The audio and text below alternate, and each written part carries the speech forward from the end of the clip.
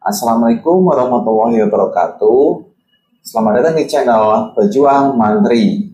Oke, di video kali ini seperti biasa kita akan belajar bareng mengenai latihan soal P3K Perawat. Dan di sini ya kita akan belajar bareng-bareng. Dan apabila nanti saya ada kesalahan ketika saya menjelaskan, mungkin teman-teman bisa mengkoreksinya ya di kolom komentar. Jika teman-teman suka dengan video ini, teman-teman bisa langsung like dan subscribe. Dan saya doakan semoga kita semua bisa lolos P3K Perawat tahun ini. Amin. Dan kita langsung ke pertanyaan yang pertama. Anak perempuan usia 6 tahun dirawat di rumah sakit sejak 5 hari yang lalu dengan diagnosis DHF. Saat ini, anak sedang bermain bersama pasien anak lainnya di ruang bermain dan tampak sangat senang. Anda sebagai perawat melihat petugas laboratorium masuk ke ruang bermain untuk mengambil spesimen darah. Petugas tersebut mengatakan kepada anak bahwa dia akan melakukan prosedur pengambilan darah saat anak sedang bermain. Pertanyaannya, apa yang harus Anda lakukan sebagai seorang perawat? A. Membujuk anak untuk selesai bermain. B. Membantu petugas mengerjakan prosedur agar cepat selesai. C. Membiarkan petugas mengerjakan prosedur pengambilan darah. D. Mengizinkan petugas mengerjakan prosedur saat anak selesai bermain. Atau E. Mengingatkan petugas bahwa di dalam ruang bermain tidak boleh ada prosedur apapun. Jadi jawabannya E, yaitu mengingatkan petugas bahwa di dalam ruang bermain tidak boleh ada prosedur apapun. Jadi salah satu konsep keperawatan anak adalah atraumatic care ya teman-teman. Memberikan perawatan dengan menghapuskan atau meminimalkan distres psikologis dan fisik pada anak dan orang tua. Jadi pada intinya, melakukan tindakan di ruang bermain akan memberikan dampak trauma bagi pasien dan anak lain yang berada pada ruangan tersebut. Dan tindakan sebaiknya dilakukan di ruang khusus tindakan. Oke, sekarang pertanyaan yang kedua. Bayi usia 2 hari dirawat di ruang perinatologi karena mengalami defek jantung.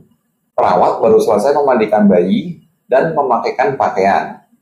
Bayi tiba-tiba mengalami sianosis dan berkeringat dingin saat perawat akan memakaikan popok setelah buang air besar. Pertanyaannya, apakah penyebab munculnya masalah pada kasus tersebut?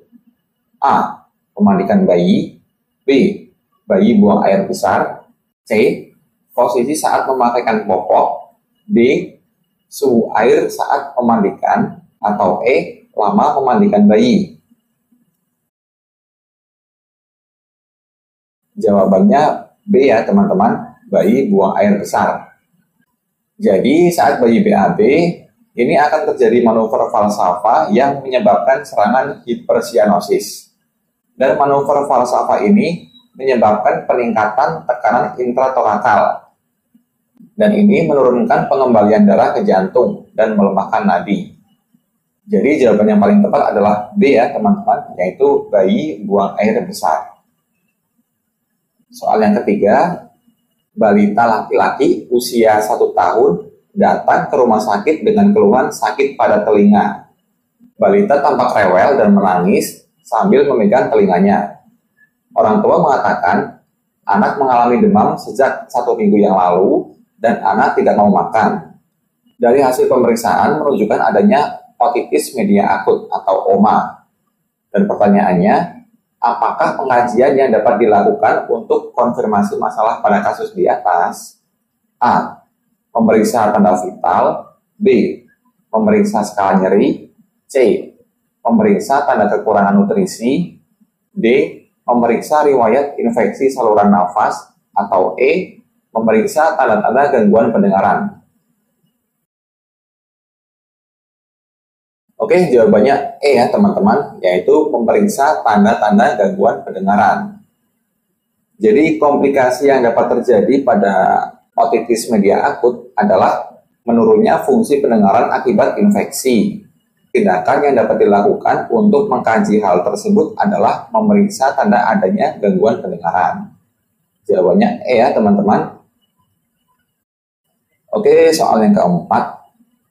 Seorang bayi usia 6 bulan datang ke puskesmas dengan keluhan diare sejak 2 hari yang lalu.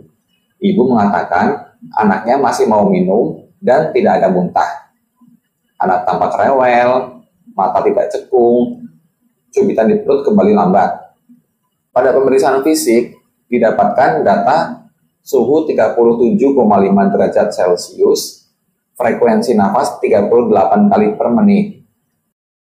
Dan pertanyaannya, apakah tindakan keperawatan yang harus dilakukan pada kasus di atas? A.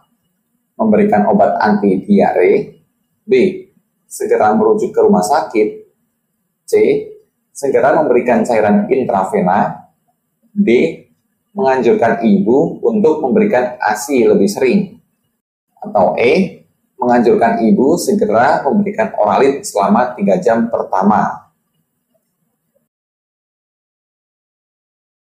Jawabannya D ya teman-teman, yaitu menganjurkan ibu untuk memberikan ASI lebih sering.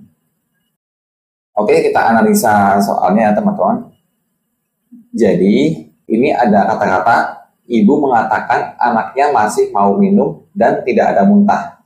Jadi si bayi masih mau minum ya, dan muntah pun tidak ada. Dan tanda-tanda dehidrasi juga tidak ada ya teman-teman. Walaupun anak rewel, tapi matanya tidak cekung. Cubitan di perut kembali lambat. Oke, di sini ada beberapa tanda dehidrasi ya. Jika tanda dehidrasi ringan sampai sedang, ini mata cekung, anak minum dengan lahar, anak gelisah atau rewel, cubitan di perut kembali lambat. Sedangkan tanda dehidrasi berat pada anak, yaitu mata cekung, anak tidak bisa minum atau memuntahkan semuanya, letargi, dan cubitan di perut kembali sangat lambat. Oke, jadi pada kasus tersebut, ini tidak ada tanda-tanda dehidrasi ya. Ibu mengatakan anaknya masih mau minum, tidak ada muntah. Tindakan yang dapat dilakukan adalah memberikan ASI atau cairan lebih sering untuk menjaga asupan cairan bayi. Jawabannya adalah D ya teman-teman. Dan soal yang terakhir, ini ada seorang bayi perempuan berusia 3 bulan dirawat di rumah sakit dengan keluhan batuk dan nafas yang cepat. Ibu mengatakan bayinya juga sering mengalami diare yang lama. Berat badan saat lahir 3.000 gram. Dan saat ini, usia 3 bulan ya, ini berat bayinya 3.500 gram. Jadi ada kenaikan 500 dalam waktu 3 bulan. Bayi mendapatkan ASI, namun sering menangis saat menyusu karena terdapat sariawan pada mulutnya. Pada hasil pemeriksaan menunjukkan bayi terinfeksi HIV. Tapi orang tua bayi belum pernah melakukan tes HIV sebelumnya. Dan pertanyaannya, apakah prioritas tindakan pada kasus di atas? A. Memberikan nutrisi yang adekuat. B.